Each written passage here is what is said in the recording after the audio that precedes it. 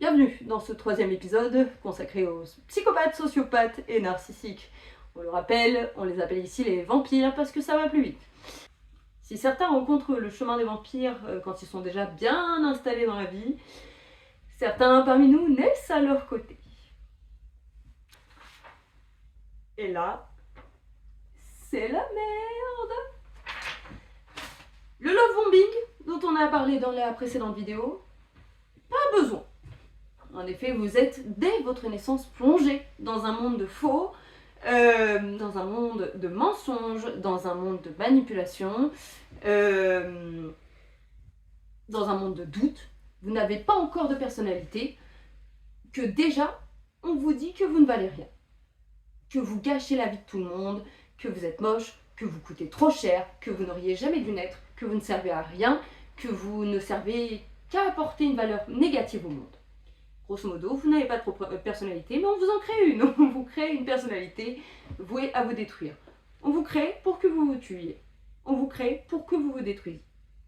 Ces mêmes personnes qui sont censées vous enseigner la vie, qui sont censées vous montrer l'exemple, qui sont censées vous expliquer comment être une bonne personne, comment se construire, qui sont censées vous protéger, vous aider, et bien ces personnes-là vous montrent le contraire de ce qui vous semble naturel. Elles valuent tout ce qui est négatif, elles valuent le crime, elles valuent le mensonge, et vous ne comprenez pas, ça va contre vous. Mais tout le monde autour de vous a l'air de trouver ça normal, et donc quelque part, c'est peut-être ça la normalité.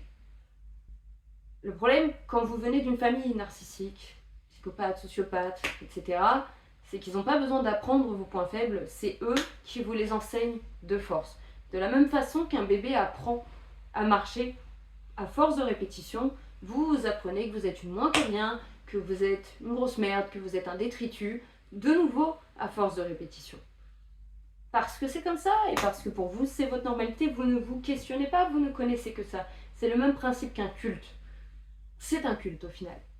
C'est un culte, et c'est un culte qui a pour valeur tout ce qui est très mauvais. Et si ça vous semble mauvais, vous serez puni pour dire que ce n'est pas bien ce qui se passe. Vous serez puni de toute façon, rien que parce que vous êtes vivant. Vous ne l'avez pas demandé, mais écoutez, c'est quand même de votre faute.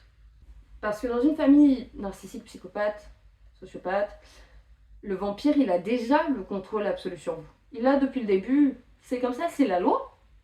Vous êtes à sa merci, vous êtes un enfant, vous n'avez pas de droit.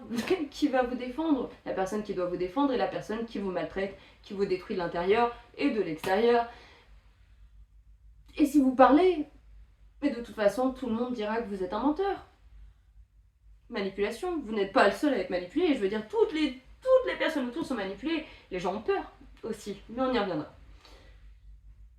Donc vous êtes à la merci de vos parents, malades, dangereux, pendant 18 ans au minimum, parce que de toute façon, en général, ils contrôlent aussi vos finances, ils contrôlent votre futur, etc. Ils s'assurent que vous n'en ayez pas, donc en vrai, vous êtes à leur merci toute votre vie. En plus, vous pensez, je le rappelle, que cet univers indécent qui est le vôtre, eh bien, c'est l'univers normal. C'est le monde, il est comme ça. Tout ce qui se passe, c'est normal. Ça se passe comme ça aussi dans les autres familles. De toute façon, eux ne vous laisseront pas avoir d'autres exemples. Ils vous enferment pour pas que vous voyez qu'il y a un problème dans cette cellule cancéreuse qui est donc la maison d'un narcissique, d'un psychopathe ou d'un sociopathe. Mon cas à moi, il est sympathique aussi. Il faut savoir que j'ai grandi à la campagne, dans un hameau de grand maximum 200 personnes. C'est un espace clos, dont on ne sort qu'avec le permis et une voiture, donc en conclusion, une prison. Des bus, il n'y en a pas, ou pas tant que ça, voilà, puis de toute façon, pour partir, il faut déjà avoir l'autorisation, quand on est jeune. L'autorisation, dans ce genre de famille, on ne l'a pas. Donc vous restez enfermé auprès de vos geôliers, décidés à vous détruire, et en plus vous pensez que c'est vous le problème, donc de toute façon, vous n'allez pas tenter de vous enfuir. Pourquoi faire?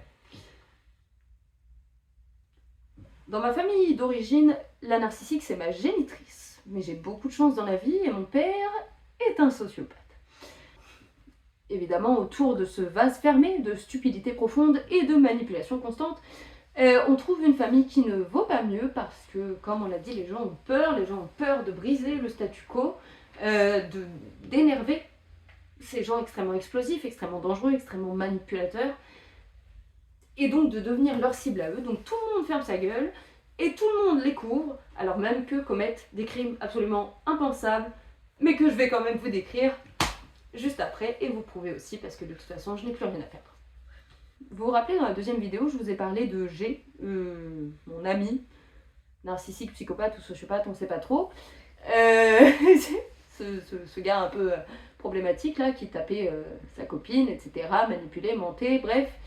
Un régal, eh bien G, il faut savoir que sa mère est problématique aussi. Voilà, sa mère, elle est particulière, on va dire. C'est aussi un vampire, hein, pour reprendre les termes de nos vidéos.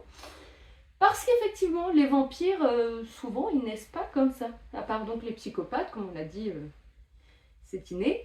Mais pour les autres, c'est acquis. C'est une malédiction générationnelle, si vous voulez. Elle descend à travers les générations, un peu comme un héritage traumatique jusqu'aux suivantes générations, etc. Le premier narcissique en crée un autre, le premier sociopathe en crée un autre, etc. Ça continue avec les générations suivantes. C'est pour ça notamment qu'on parle de briser le cercle.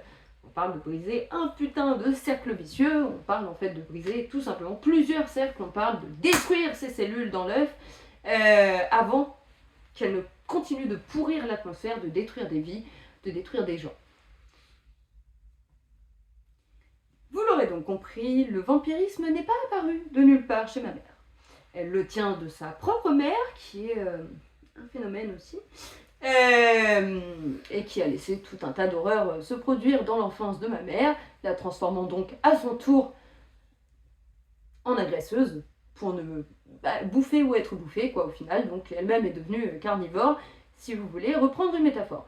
Et à son tour, elle a commencé à me détruire parce que sa mère l'avait détruite.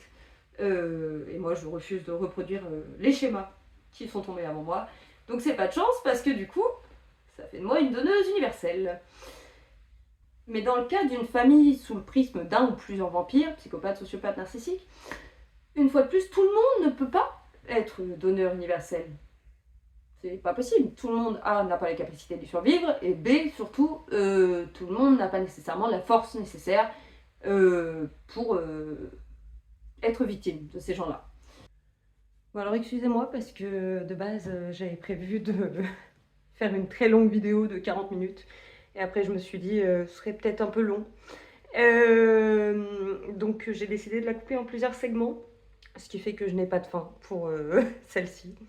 Donc je vous explique tout de suite la prochaine vidéo, on parlera toujours de ces familles abusives, perturbées de la tête, pourries jusqu'au trognon, mais à travers l'exemple d'un jeu, c'est le jeu Le Loup-garou de Tierce Lieu, qu'on connaît bien. À la suite du Covid, on a, en tout cas beaucoup d'entre nous, passé beaucoup de temps dessus.